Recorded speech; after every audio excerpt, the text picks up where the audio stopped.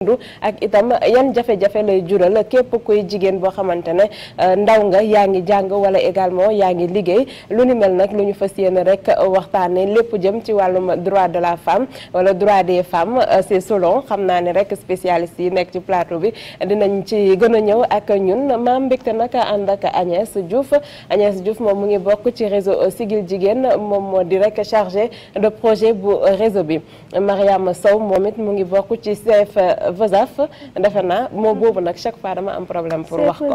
waaw kay moom yi xeetale na ma mu ngi noonu waaw ci réseau lañ bokk tamit moom it nekk ay bénéficiaire boobule programme kii nga xamante ne nag moo di madame Thiam defe naa ne kenn dootu ko présenté ci suñu plateau ndax min na kër gi ci kër gi sax la bokk madame Thiam muy Fatou Touré moom it nekk chargé de programme waaye spécialiste lépp lu jëm rek ci wàllum santé de la reproduction ñu fas yéene nag waxtaanee lu ni mel waaye Agnès lay tàmbalee ci wàllum projet bi nga xamante ne moom mooy wax ci wàllum rek hygiène menstruelle lan moo sabab projet bi bu pare. voilà jërëjëf Rosalie donc maa ngi lay sant di la gërëm ci invitation bi maa ngi nuyu également téléspectateurs yi nga xamante ne ñoo ñuy déglu. donc di nuyu également ñi ma sekkal plateau bi di Fatou Touré ak Marème bu Fosaf. donc ni ko waxee noonu la man maa ngi tudd Agnès Diouf nekk chargée de projet fële ca réseau Siggil Jigéen nekk également la coordinatrice du projet de renforcement des capacités de vie courante. donc Siggil Jigéen nag da di benn ONG nekk fii ci Sénégal buy liggéey ci lépp lu jëm sur la protection la défense des droits des femmes particulièrement et des filles au Sénégal 18 organisations donc sekku ko ñoom itam ñuy liggéey ci lu jëm ci droits humains entrepreneuriat alphabétisation maanaam ci lépp loo nga xamante ne nii tey day toucher day intéresser la vie de la femme et de la fille. Voilà le projet de renforcement des capacités nag lu tax de vie courante Siggil Jigéen dafa nekk ci lu ñuy wax la planification de la relève donc looloo tax Siggil Jigéen xalaat projet bu mel nii andi ci ak ay 6 organisations membres am ci 18 yi mu tànn ci 6.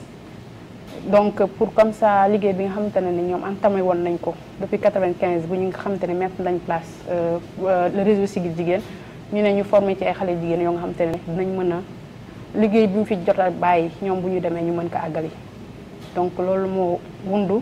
le projet de renforcement des capacités de vie courante ci biir projet bi également Siggil Jigéen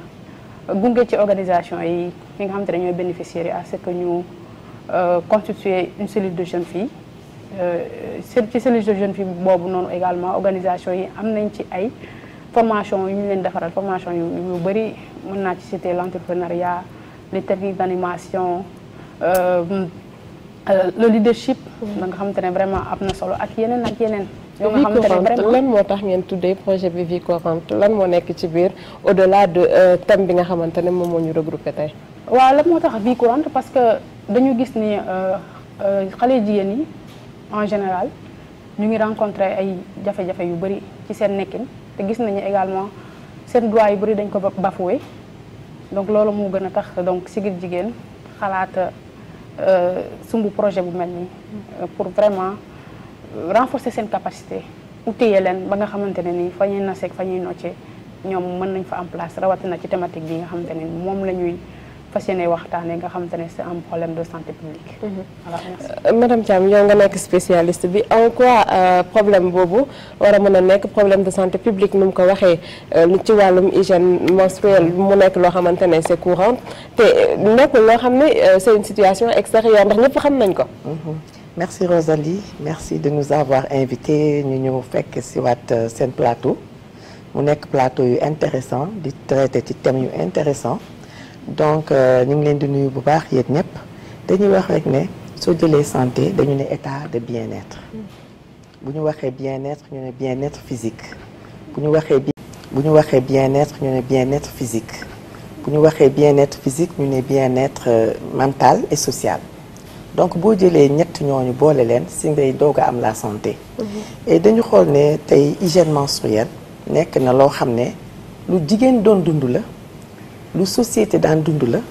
mu bokk ci adolescence bokk également ci fécondité suñu environnement parce que société bu nekk am na nooy gisee ak nooy aborder sa fécondité donc dañuy wax ne xale bi bu gisee règle léegi pare na sur le plan physique pour mën a am une grossesse donc ça touche la fécondité mu nekk loo xam ne également dafa dugg ci bu toucher la fécondité dafa dugg ci santé de la reproduction parce que santé de la reproduction dañu ne au-delà définition santé c'est tout ce que touche l'appareil génital ses fonctions et son fonctionnement donc gis mbaaxu jigéen fonction la dafa dugg ci fonction de reproduction alors dañ ko war a waxtaane dañ war a génne problème yi dañ ko war a indil ay saafara dañ ko war a dugal ci santé de la reproduction comme ni ñu dugalee yeneen pàcc yi ndax mu nekk quelque chose boo xam day am prise en charge globale parce que nag problème de santé publique la aujourd'hui parce que tere na ay xale ñu toog dem école toog fa jàng donc une déperdition scolaire daf koy indi un désapprentissage parce que xale yi bu ñu jàngee ba toll ci seen 5 jours de règle wala 6 jours de règle presque dootuñu jàngiwaat parce que am na ci ñu bëri ñoo xam dañuy am ay douleurs pelvienne loolu la ñuy wax douleur pelvienne mettitu biir yoo xam du leen may ñu jàng am na ci ñi nga xam ne dañuy feebar donc déjà droit des femmes daf koy entamer en ce qui concerne le séjour à l'école te le séjour à l'école c'est très important daf koy entamer ci feebar daf koy entamer ci neneen waaye dañuy wax ne c'est un problème de santé publique parce que imagine-toi que boo jëlee Sénégal tey rek nga def benn xayma bu ndaw ne chaque mois par exemple 100 000 filles dañuy gis seen règle ak femme 100 000 filles yi dañuy utiliser lu ñuy protéger woo loolu fan lañ koy détruire est-ce que dañ koy sànni ci mbedd mi oui est-ce que dañ koy sànni ci poubelle yi oui est-ce que dañ koy dugal ci toilette yi mu koy boucher oui te la santé dañ ne c'est un tout global et surtout la santé c'est l'environnement est un déterminant très fort donc bu ñu defee une petite analyse le fait que ñu bañ a jël en charge l'hygiène menstruelle dafa nekk benn problème de santé publique boo xam ne dafay impacter plus d'une personne ça veut dire ou d'une catégorie de personnes dafay impacter les filles impacter l'école impacter l'environnement impacter la femme en tout cas bu ko impacter na la santé de tous parce que les gens vivent dans un environnement commun liñ ci gën a nag ñu taxaw ci ñun réseau Siggil Jigéen mooy les droits des filles à l'école les filles doivent rester à l'école et on s'est battu pour que les filles soient à l'école elles doivent rester à l'école elles ne doivent pas perdre des moments d'apprentissage elles doivent s'épanouir à l'école elles doivent avoir le bien-être à l'école pour d'accord mais madame Thiam depuis un bon moment quand même dañuy gis ni depuis belle lurette lu ni mel dafa ànd ak jigéen da koy dund saa su ne te terewul ñu ci bëri dañu génn maanaam am nañu réussite bi nga xamante ne moom lañ doon xaar léegi pourquoi tey ngeen ñu toog ba tey pour wala mën a xeex lu ni mel. bul wax ne changé wul dara. ñu ci bëri amuñu réussite bi ça veut dire que. ah ce sont des exemples. yaa ngi sa ngi yaa ngi keneen ak keneen a ngi fi. on n'est pas problématisé mais ñi réussir à l'école parmi les filles. toll nañu moment boo xam ñoo gën a ndaw par rapport aux garçons et l'État du Sénégal la société civile. À travers le monde ñëpp ñoo ci def seen loxo pour que les filles restent à l'école parce que je vais à l'école et je vais rester à l'école foo ko romboot rek nga gis panneau yi taxaw parce que c'était une politique de mettre les filles à l'école parce qu'on sait que l'école nekk na benn source de xawma lan dafay formater nit ki ba nga xam ne dina am éveil dina am conscience dina xam fu mu jëm donc toujours des politiques se sont levées pour mettre les filles au sein de l'école et ñun particulièrement parce que on se dit que xale bi bu demul école elle perd des droits xale bi bu demee école te du fa génn parce que c'est pas seulement xale bi y a les grandes filles y a d'autres qui sont aujourd'hui des professeurs au lycée ou à l'école donc xale bi bu amul yenn imprégnation yi à l'école dafay perdre lu muy perdre mooy ses intérêts stratégiques parce que suba intérêt stratégique yooyu mooy tax xale bi nekk quelqu'un boo xam ne ou bien quelqu'une boo xam ne comme jigéen la dina am fu mu mën a liggéey dina am yenn niveau de vie yi dina am yenn niveau yi nga xam ne elle devient une citoyenne. mais d'accord nga ni ce n'est pas seulement le problème d'hygiène menstruelle moom moo causé le fait que ñu war leen a maintenir à l'école. mais bokk na ci. mais à quel taux. bokk na ci je peux pas te dire le taux parce que xëy na Sénégal génnewul taux wala yooyu. bien que le Sénégal aujourd'hui se lance dans la gestion de l'hygiène menstruelle mais li ma la mën a wax mooy. bokk na ci li nga xam ne day yàqal xale yi parce que li mu leen di yàqale mooy soo waree jàng un mois ci un mois chaque mois tu perds 5 jours dans l'année tu perds combien de jours? mais en restant chez toi également war ngaa mën a. En restant chez toi, la sénégalaise en général elle habite dans un environnement pauvre où on a besoin des bras. bu demee dañ koy rootloo wala mu ñu toggaloo ko wala ñu def. non boo xasee ba toog sa kër parce que da ngaa feebar kay. wala mu dem tëdd rek. wala mu dem tëdd donc elle perd ses apprentissages à l'école. La perte cumulée des apprentissages à l'école dafay am lu muy def ci xale bu jigéen bi en termes de droit. le droit de rester à l'école. et le droit d'être quelqu'un boo xam ne dañ lay jàngal. parce que l'État du Sénégal a le devoir de mettre les conditions pour xale yu jigéen yi jàng xale yu góor yi jàng def na ko ay politique am. parce que def na ko politique xale yi dugg à l'école ñu maintenir leen à l'école mais quand même bu ñu leen maintenir à l'école dañ lay maintenir dans un état de bien-être. dañ lay maintenir dans un état de bien-être. et dinañ ci ñëw parce que ba léegi dafa naa ne am na lu des. Mariam est-ce que d'accord nga ak li nga xamante ne moom la madame Thiam développé sànq ci wàllum rek lu jëm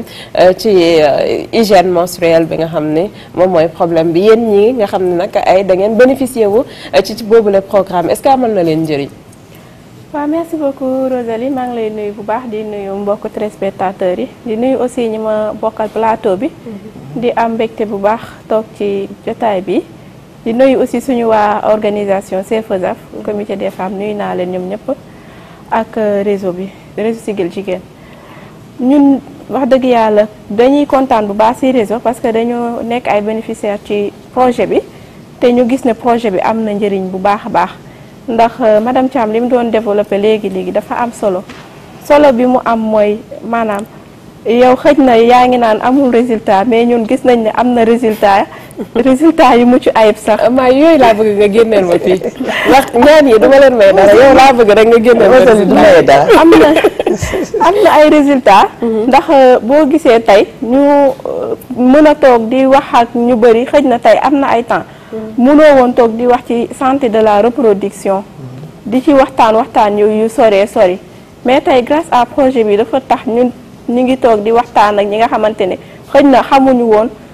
tey maîtriser wuñu seen cycle xamuñu woon bu ñuy gis seen règle naka la ñuy def ak aussi lan mooy seen droit wala est-ce que ñoom bu ñuy gis seen règle war nañoo mën a jàngi wala dara parce que tey madame Thiam buy wax ci fii mais man su ma ñëwee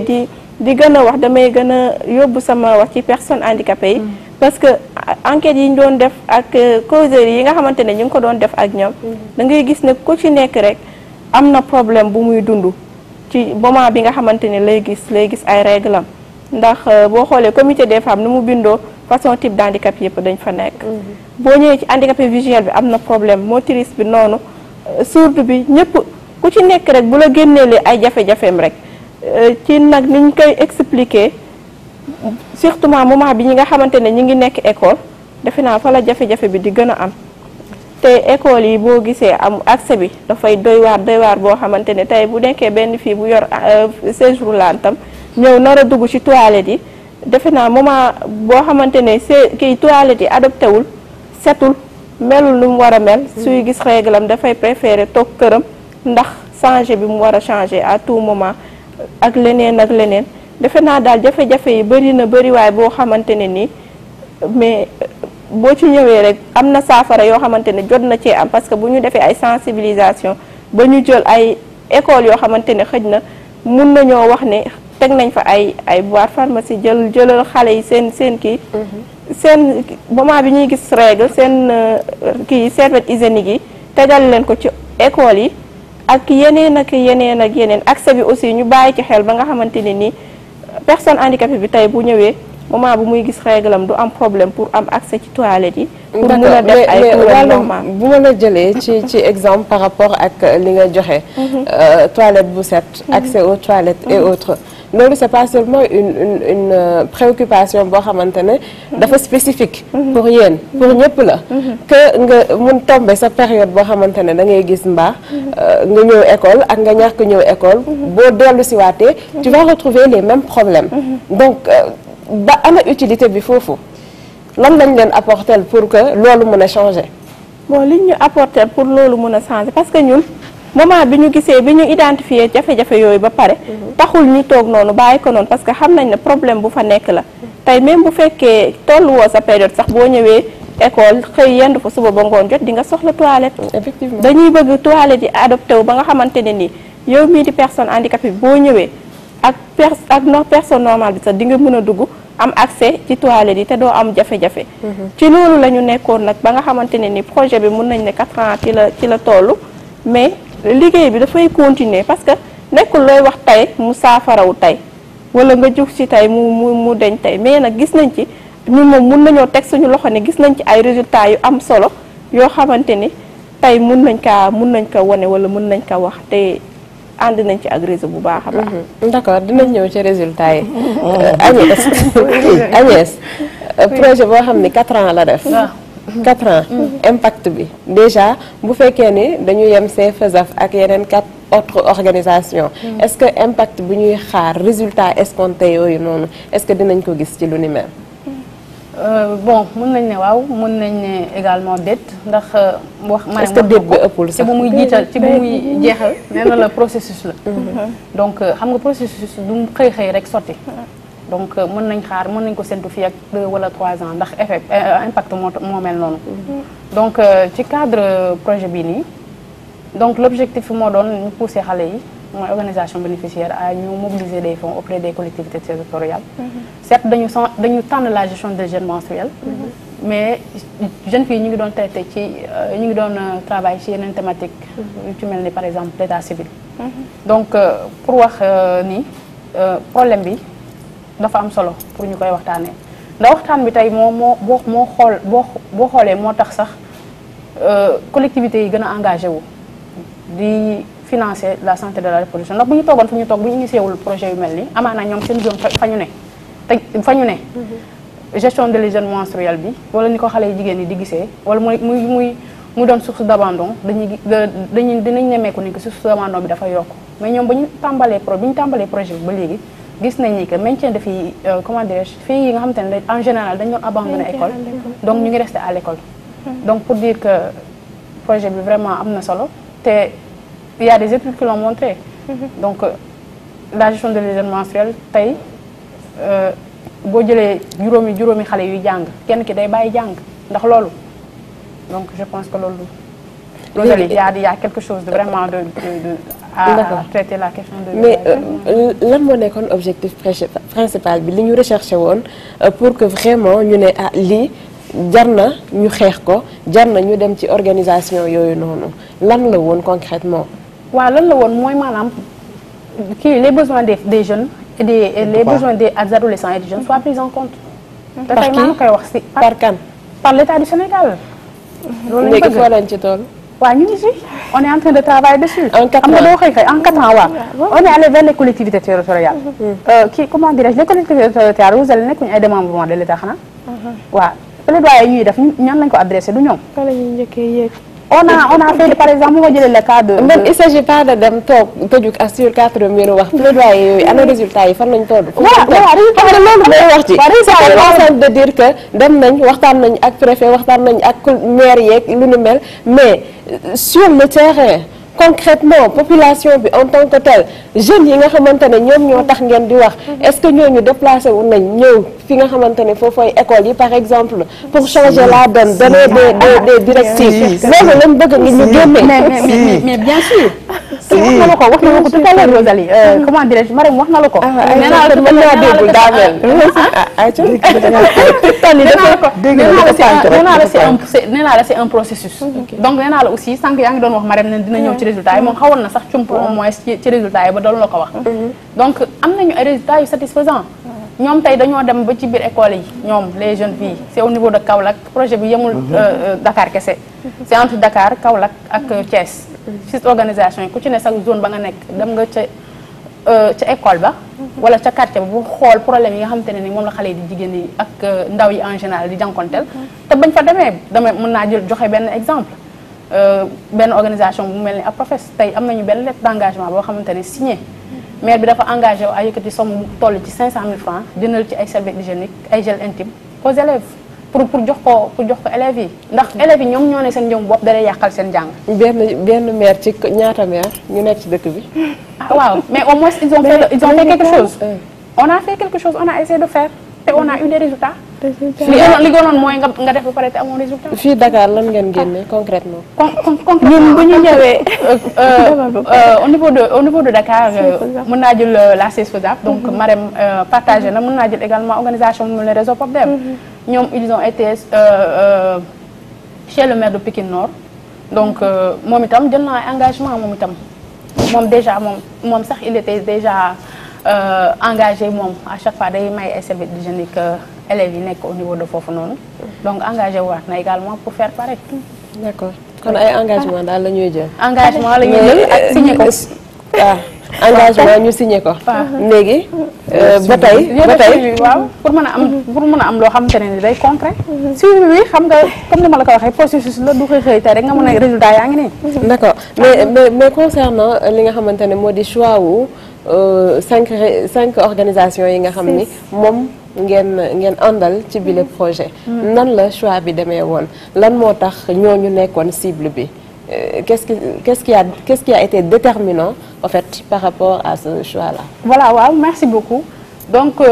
choix boobu boo ko gisee mënoon nañu jël yeneen organisation yi dañu gisoon ne parmi les 18 organisations vraiment organisations yi étaient dynamiques néew ma nag les autres organisations n'étaient pas vraiment dynamiques. te gisoon nañ ne également ba ñuy initier projet bi ñu doon liggéeyee thématique yi ñu ci tànn ñoom vraiment dañ ciy liggéey donc c'est ce qui a vraiment poussé la motivation par rapport au choix de ces organisations. pour ñu wax koppar gi fi mu toll moom maa ngi ciy ñëw waaye foog ma dugg rek ci détail gi nga xamante ne. non koppar gi moom di nga ci wax ñaata ngeen financé 4 ans madame Thiam. ci wàllu li nga xamante ne l'autre l'a brossé tout à l'heure bénéficiaires yi c'est un problème boo xam ni dañ ko fi gisati ko fi. Et ça a duré depuis longtemps moom nee na parmi les résultats am na ay tuuti changement yoo xamante ne au niveau des écoles moom moo am mais est-ce que réellement impact bi nga xam ne moom la ñuy xaar quand même am na. Merci beaucoup, c'est une question pertinente et ça nous permet de revenir sur le fait que bu ñu la dugalee ci benn politique dañ lay dugal tey commencer di la politique bi di ñëw ci yow. ñu la koy defal ngay dem ak moom ni mu ko waxee rek je reviens sur le processus. ngay dem ak moom ñuy wax politique bi di poser les débats parce que quand même da ngay gis benn problème boo xam ne c'est un grand problème mais le débat n'est pas posé au niveau social le débat n'est pas posé au niveau communautaire pour GHM mën nañoo wax ne le débat aujourd'hui est posé au niveau communautaire même au-delà de leur projet. Parce que VLF avec moi daaw j'ai fait presque beaucoup d'écoles sur GHM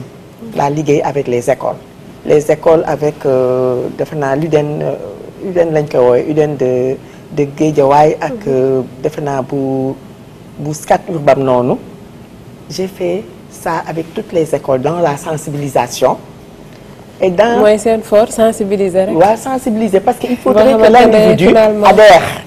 pour le changement parce que li ñuy def nii c'est pour avoir un changement au niveau des droits des femmes et des jeunes filles. GHM bi particulièrement au niveau des jeunes filles donc pour que les individus adhèrent pour le changement il faudrait que les individus soient sensibilisés. Je suis avec toi si on pouvait changer le mot sensibiliser moi je préfère conscientiser. ba mu dem ba xam ne lii nga koy woo lii c'est un problème là c'est la phase de problématisation. Est-ce que c'est pas la façon de faire également qu'il faut changer? Non, c'est pas la façon de faire. On est en train de parler avec les personnes avec lesquelles on doit parler parce que vous savez que la société sénégalaise au niveau des communautés dafa am une certaine structuration et quand on prend la structuration de la communauté dafa englober beaucoup de personnes à travers des groupements des GIE des ASC et tout donc ñun on ne va pas toucher les personnes mais on va toucher les groupes parce que l'école c'est un groupe qui n'est pas fermé et qui ouvre ses portes à la communauté parce que ñiy jàngee ci école bi ci communauté bi la ñuy ñëw ñiy jàngale ci école bi ak di gérer manager école bi ci communauté bi la ñuy ñibbi donc on a fait les écoles avec toutes ces parties prenantes de l'école waxtaan ak ñoom wax leen ñeneen ñi ngi koy def parce que nee naa la y a des formations qui se fait avec les enseignants il y a d'autres formations il y a même une journée aujourd'hui qui est la journée de la GHM une journée mondiale qui est la journée de la GHM donc la mayonnaise est en train de prendre nit ñi di am conscience de xam ne lii il faut ñu jóg ci taxaw parce que lii la yàq ak lii képp ñëpp xam nañ ne quand il y a pas gestion GSM dafay yàqal xale bu jigéen bi ses droits yàqal ko son apprentissage. Je ne cesse d'y En parlant de droit, vous faites allusion à quoi concrètement au-delà du droit à l'éducation? Mais le droit à l'éducation dafay impacter les autres droits, impacter les intérêts stratégiques de la fille. Les intérêts stratégiques mooy xale bi mën a jàng parce que jàng bi dafa am solo dans la vie des individus et particulièrement ñun dañ ko adopté. léegi la ñuy wax entrepreneuriat féminin léegi la ñuy wax nga dem jàngi lii léegi lañ lay jàngal métier mais on a besoin de s'instruire loolu sax jàng boobu mooy l'éducation boobu dañ lay instruire won la yoon bi nga xam yow lii mooy lan mooy àdduna fooy teg sa tànk bu ëllëgee loo war a mën a doon parce que yaa ngi dem di gravir ay paliers boo gisee nag ñu teg si suñu tànk dañoo xool ne entre les filles et les garçons il y a une belle disparité boo xam ne mooy répercuté wu ci la citoyenne et le citoyen de demain. Donc, et on s'est dit, il faut préparer la jeune fille comme on prépare le jeune garçon pour lui donner tous les droits à l'éducation. Alors, en ce moment, bu ñu fekkee dañuy def le diagnostic, il faut voir li nga xam ne lépp mooy gàllankoor xale bi. Et on a vu qu'aujourd'hui, la mauvaise gestion, voilà, le fait de ne pas gérer l'hygiène menstruelle au niveau de l'école, dans la société sénégalaise, dafay entamer les droits des filles. Donc il y aura toujours disparité entre le garçon et la fille parce que dès le bas âge la ñu am ay droits de jeune fille yoo xam dañ ko yàq gis nga ne ma jox la beneen droit boo xam ne dañ ne la fille se marie à 16 ans le garçon à 18 ans l'âge du mariage dafay am lu muy yàqal xale bu jigéen parce que tey droit yëpp dañu am fu ñu croisé wu am ay link dañ na xale bu jigéen dañ ne xale bi bu duggee école war na fa toog au moins 16 ans. Mais est-ce que lu ni mel tamit nekkul rek loo xamante ne c'est en conformité avec la société sénégalaise mais surtout avec vie wu ki nga xamante ne moo di xale bu jigéen d'autant plus que moom mu ngi commencé gis mbaaxam à partir de 12 13 ans 14 ans 15 ans bu fekkee ne day am ay risques yoo xamante ne xëy na ci wàllum éducation dina xaw a métti wala boo ko teree mu dem sëy ji à l'âge de 16 ans fekk na xëy na mu ngi amaana mu ngi am une sexualité précoce est-ce que loolu itam seetaan saytu ngeen ko à tel point que mën a xam commencé am conscience ak amouru jàng bi yaakaar naa ne dina wàññi trop les mariages très jeunes la fille là bu toogee à l'école commencé am conscience commencer vivre dans un environnement de conscientisation dans un environnement d'instruction xale bi dina rejeter en partie wala mu am conscience en partie ne les grossesses précoces baaxul ci moom parce que ñun également au-delà de ça ñun on va dans les écoles on va dans des environnements d'économie informelle où il y a des jeunes on va ailleurs dans les daara pour essayer de donner l'information aux jeunes filles, aux jeunes garçons et de donner l'information également à ñi nga xam ne ñoo leen di encadrer. Et on se rend compte que Agnès, toujours je suis avec elle, ainsi que d'autres personnes du réseau Siggi Jigéen, on se rend compte que la fille a envie d'étudier.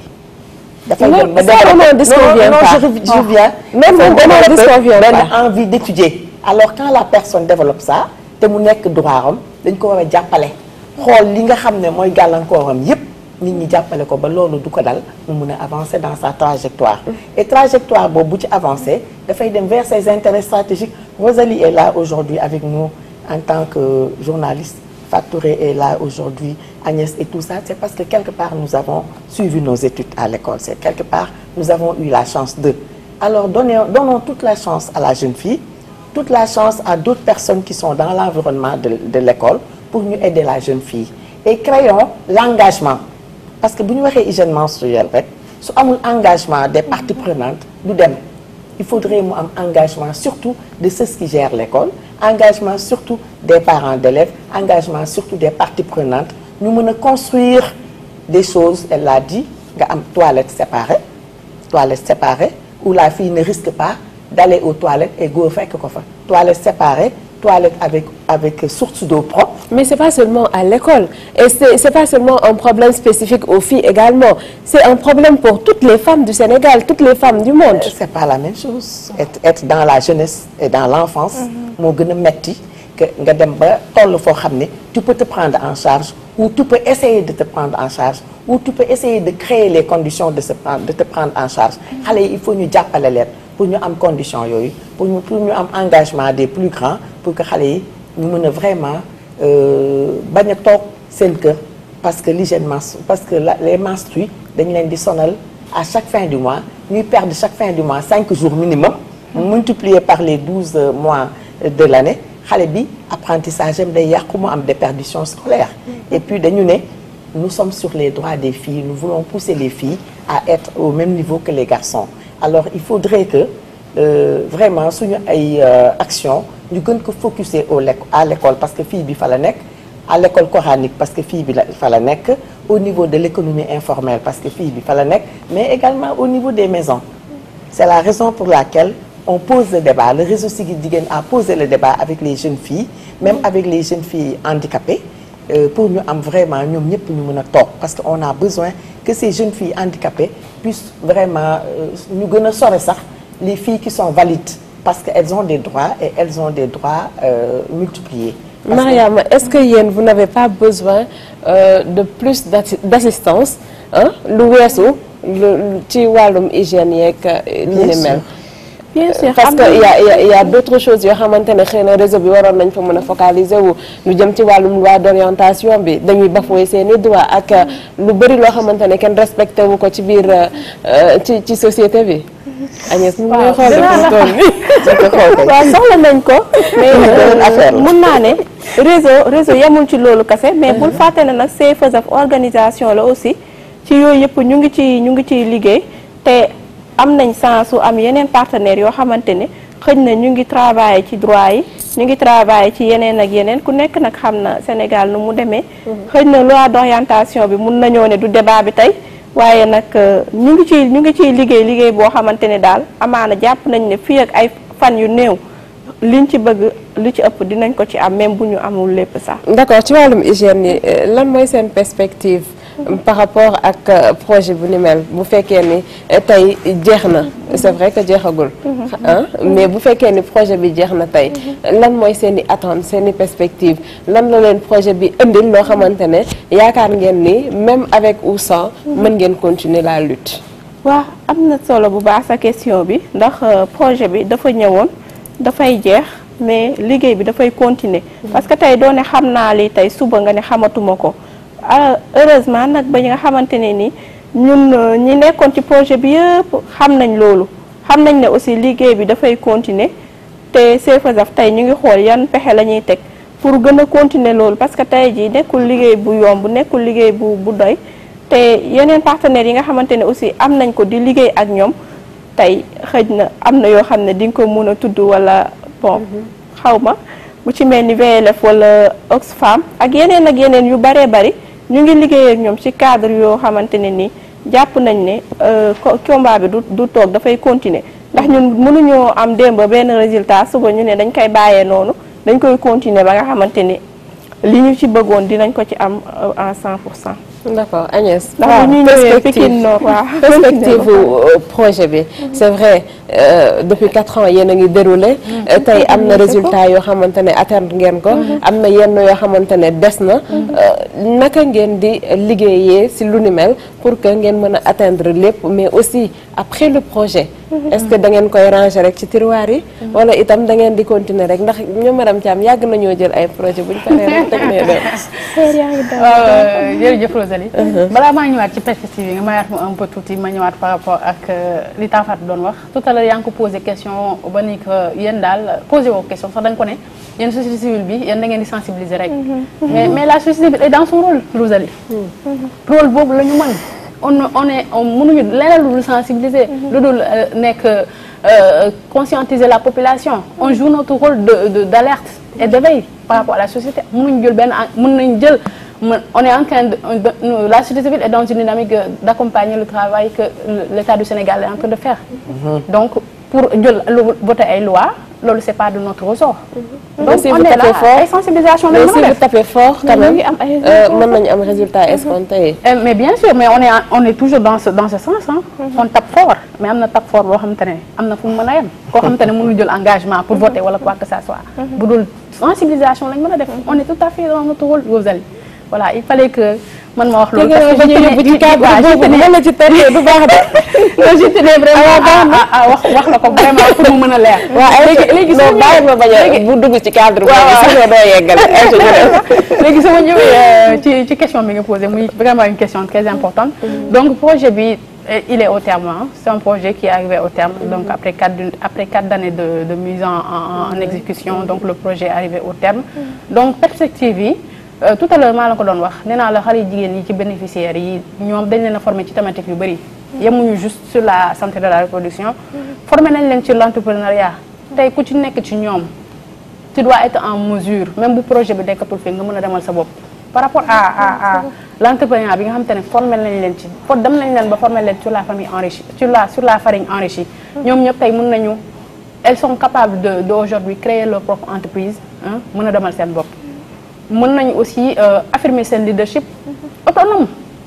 parce que projet bi looloo ko tax a jóg nee boo gisee titre bi lu ñuy wax ça renforcer la capacité de vie courante des jeunes filles. Donc lu ñu jublu mooy ñoom non seulement nañu autonome financièrement nañu mën a affirmer seen leadership nañu mën a fu taxaw fu góor jëlee engagement ne nii ne fii laa koy jëlee ñoom itam ñu wax ko même au sein de l'organisation ñu mën fa am ay kii. Une représentativité au sein de les organisations on a eu ça donc avec des organisations nga xamante ne récemment ba ñuy def atelier de clôture ba ñuy présenter seen success story yi ñu am par rapport ak seen session de plaidoyer am na ñu jóg ñoo tey di vraiment projet bi tax na ma tey ba je suis embauchée au sein de mon organisation wala boog manque fa je suis dans le conseil d'administration et chose qui n'était pas chose boo xamante ne amuñu ko woon bien avant ñuy débuter le projet et ça c'est des résultats qu'on peut quand même mais ci wàllu hygiène menstruelle ni nag lan ngeen am comme résultat concret laa wax xam nga fii nii lim nga loo xamante ne mu ngi nii ñëpp mën nañ ci teg seen bët mais bii nii est-ce que nekkul woon loo xam ni dafa large ba mënoo leen ko saisir. waaw large na quand même large na parce que su ma la waxee ne la ñoom formé nañ leen ci thématique yu bëri donc xam nga déjà c'est large. Donc dernière phase bi ça nous a permis vraiment ndax ñoom jëkkoon nañu def plaidoyer c'est vrai que résultat escompté yi ñu ci doon xaar malheureusement amul woon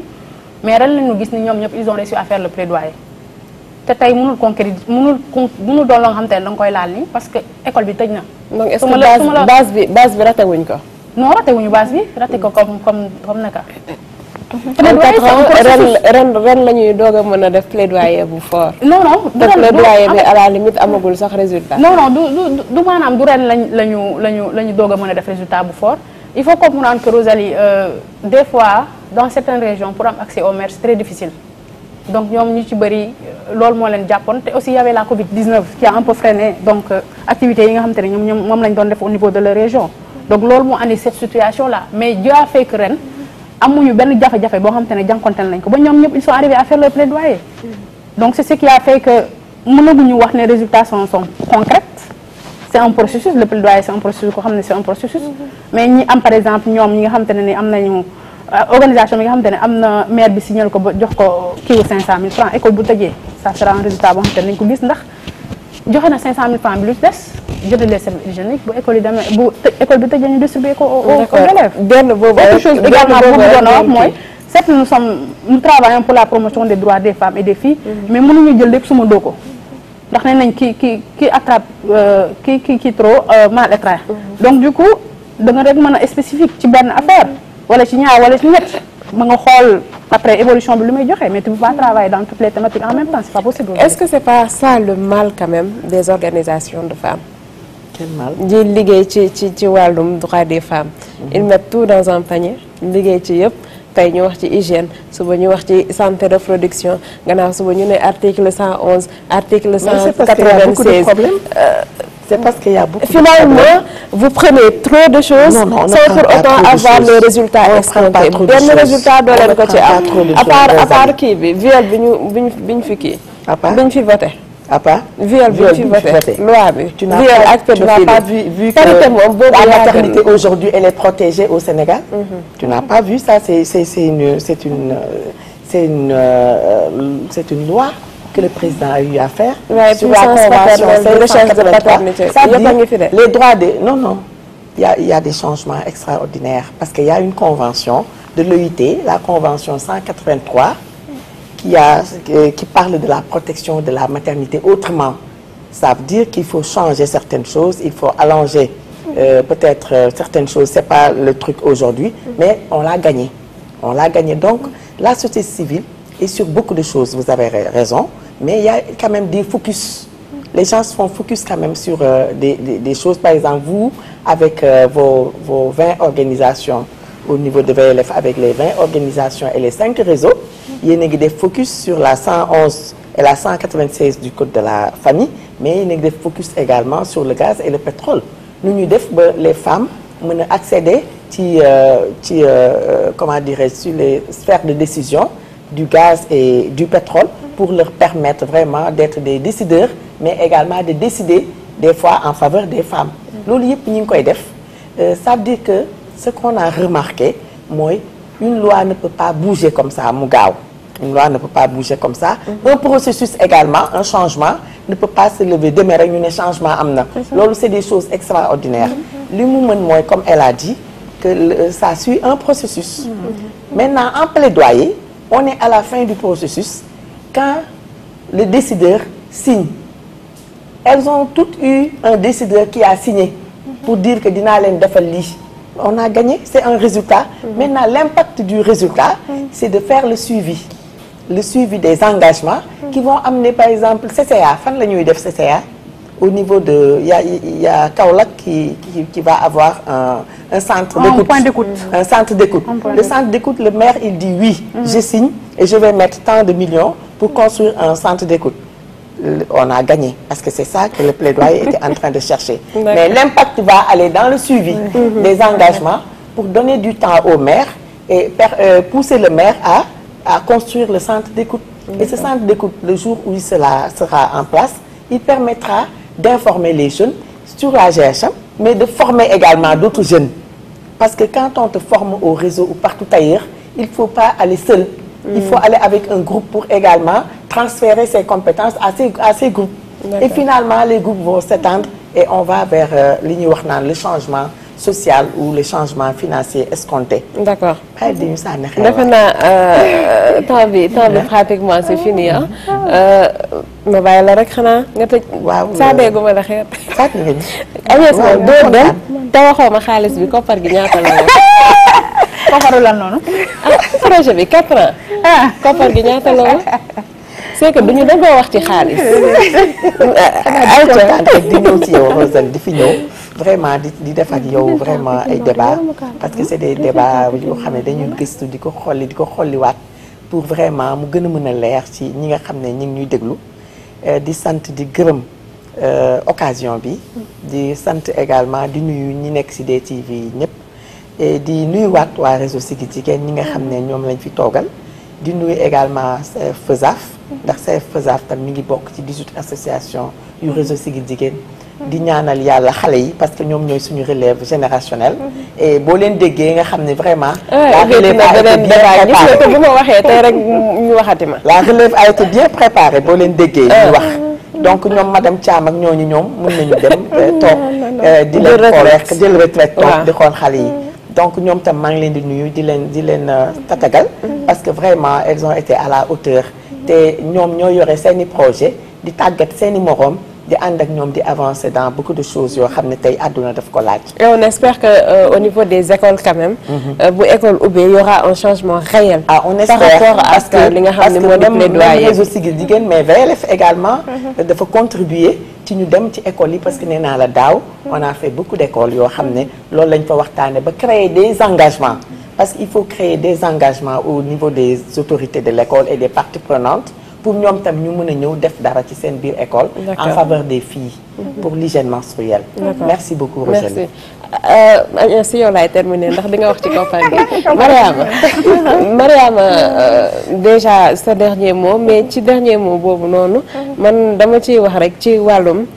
thème bi nga xam ne moom la ñu kii nee nga am ngeen ci ay changements et tout mais defe naa ni changement yooyu ça aurait été vraiment important quand même bu fekkee ni yéen seen jëmmu bopp pare ngeen pour après projet bi également ngeen mën a continuer di gën di conscientiser comme que sensibiliser laay bañ ngeen gën di conscientiser seeni morom. waaw merci beaucoup Rosalie. en tout cas am nañ mbégte bu baax a baax toog ci plateau bi jàkkaarloo ak yow te question yi ngay poser tam question yu am solo la en tout cas ñun moom bu dee côté CFESAF moom xam naa ne xelu réseau dina dal ndax ñun pare nañ pour continuer liggéey bi te am nañ ci engagement boo xamante ne engagement bu am solo la. ndax résultat yi nga xamante ne moom la ñu am du ma ne doy na mais duñ ko bàyyi noonu muy nërmeelu ndax sànq maa ngi lay expliquer que ne façon type d'handicap yëpp la ñuy liggéeyal te tey boo ñëwee bu fekkee ne da ngay wax ak ñëpp defe naa ne balaa ngay atteindre sa objectif du gaaw mais da nga ciy nekk di góorgóorlu te boo xoolee CFESAF bokk na bokk ci organisation yi ëpp résultat réseau du ma ne moom moo fa ëppale résultat mais bokk na ci te loolu noonu tamit duñ ko naw ba tax ñu toog yaacaaral wala bàyyi noonu mais dañuy continuer ak yeneen partenaires yi nga xam ne xëj na dañuy ñëw mais aussi ñu def suivi ci engagement yi nga xamante ni am nañ ko ci maire yi nga xamante ni demoon nañ fa maire Pikine Nord moom dañ koy wax gàcce ngaalaama parce que engagement yi mu jëloon moom yëpp moom def na ko ndax sànq yaa ngi wax ci sa biir wax ne ndax lii rek moom résultat bu concret la. waaw lii nii suñu soxla la ndax gestion hygiène menstruelle kese moom mooy suñu soxla mais foofu ñun dañu jëloon accès ak accueil pour personnes handicapées yi te bi ñu defee plaidoyer bi nga xamante ne moom lañ fa def defe naa ne am nañ fa résultat yoo xam ne ñëpp teg nañ ci seen bët am nañ accès ci centre poste de santé bi nga xam ne moom lañ jëloon def ko suñu cible ñu defal ñu fa kii rampe yi barre d'appui yi ak kii ambulance médicalisée former personnel de santé bi en langue des signes defe naa loolu yëpp ay résultats yoo xamante ne yu am solo la boo jëlee ci loolu tamit parce que tey nee naa yenn accès yi du personne handicapée bi kese moo ko soxla mais personne âgée bi da koy soxla malade bi ñëw ci hôpital bi sax daf koy soxla ndax bu amul accès defe naa du mun a egg te ci loolu ba ñuy wax bàyyi woon nañ xel ci loolu yëpp mu jël en charge aussi personnes handicapées yi nga xamante ne nii surtout jeunes filles yi ñoom ñoo nekk foofu Pikine Nord ñu jël leen en charge pour bu ñu feebaree mun a faju d'accord te ci yeneen ak yeneen defe naa ne comme waxtu bi daf ñu xoj mais bëri na ay résultats yoo xam ne CFESAF def na ko ci projet bii nii te nekkul lu muy aaxee te écoles yi aussi am nañ ci ay résultats yu am solo ndax écoles yi ñu def plaidoyer yëpp fexe nañ ba nga xamante ne directeurs yi jël nañ seen engagement jënd ay serviettes hygiéniques teg fa boîte pharmacie ak lépp li nga xamante ne moom la jigéen bi di soxla rek ci bu ci tolloo moom la jeune fille bi di soxla bu ci tolloo rek jënd nañ ko teg ko foofu li ci des nag mooy ñu fexe ba nga xamante ne ni loolu dafay continuer jafe-jafe yi nag bëri na torop mais xam naa doo ma may ma ñëw si mais Aïcha yow moom mën naa la ko may bu doon añee sama dagg ko jafe-jafe yi tey boo xoolee sànq commencé woon naa ci wax mais xëj na eggul tey par exemple personne handicapée bi bu yoree kii bam chaise roulante bu amul accès ci biir toilette yi loolu dañ ciy sensibiliser bu baax a baax bu dee handicapé visuel bi tamit day am problème parce que tey bu fekkee kii wuñu ko sensibiliser wuñ ko wala conscientiser ko ba mu maîtriser cycle am wala xam carrément nii lay defee bu tolloo ci période am mun a dem jàngi te du am benn jafe-jafe defe naa loolu tamit problème la que muy sourde bi boo ñëwee ci albinos yi noonu ñëpp am problème mais lépp mënuñu koo jël tënk ko tey jafe-jafe yi bëri na torop mais nag liggéey bi dafay continuer daal incha allah ñi ngi am mbégte ak kontaante bu baax a baax teew ci émission bi di nuyu nag suñu waa organisation suñu mentor yi ñu ngi leen di nuyu bu baax di ko teg ci loxo madame Dieye ak sama yaay grand maman Dieynaba Touré di ko nuyu bu baax a baax di sant di gërëm xaalis bi fan la toll xaalis bi dosé xaw ma fu mu toll de man je suis pas une comptable du ma comptable aña fi a géré projet bi xaalis bi fan la toll xaalis bi daal mu ngi noonu def nañ ko ci projet yi def nañ ko ci activité de sensibilisation yi def nañ ko ci plaidoyer yi léegi suivi bi pour clôturer ak yow waaw suivi bi est-ce que vraiment c'est fini le projet mais quand même est-ce que di ngeen am suivi topp li nga xamante ne Mariama wax na ko ndax wax na ni jafe-jafe yi bëri nañ. te baax na ci également même bu fekkee ni nekkatul dans le cadre du projet aussi ça sera une continuité pourquoi pas. lan ngeen fas yéene def ci côté boobu. waaw mais bien sûr Rosalie merci beaucoup donc c'est vrai que projet bi jeex na mais lu ñu bëgg mooy bëgguñu sax mu yem fii on se le veut même pérenne tey. projet bi je pense que c'est ça aussi la durabilité. parce que santé publique la ñu wax. bu fekkee ni problème de santé publique la. donc autant yéen aussi ngeen continuer avec ou sans projet quand même pour continuer di xeex boobu. mais bien sûr que ça va continuer te dans le cadre du suivi également Siggil Jigéen y a un budget qui est là donc pour mën leen a accompagner. ñoom ce sont des organisations indépendantes donc sans réseau ñoom dañuy dem ils ont d'habitude même. à di def des activités de sensibilisation bien avant même que ñu sos projet bi. donc wax naa la ko tout autour. du yem fii projet bi du yem fii donc ñoom dinañ continuer di def si ak ñoom ak réseau Siggil Jigéen dinañ continuer di def ak ñoom accompagner leen jusqu'à ce que résultats yi ñu fi wax ñu am la concrétisation effective. Merci donc de ces résultats. nga may ma man itam vraiment. ba ma la remercier bu baax a baax pour invitation ma nuyu également tout le personnel du réseau Siggil Jigéen donc en passant par la présidente ñëw nuyu madame Turpin bu baax donc la directrice exécutive Tafatou la chargée des projets et tous les jeunes du réseau Siggil Jigéen di remercier vraiment tout le monde di wax également merci à la directrice pour le choix qui a été porté sur moi étant jeune à dérouler sur ce projet. donc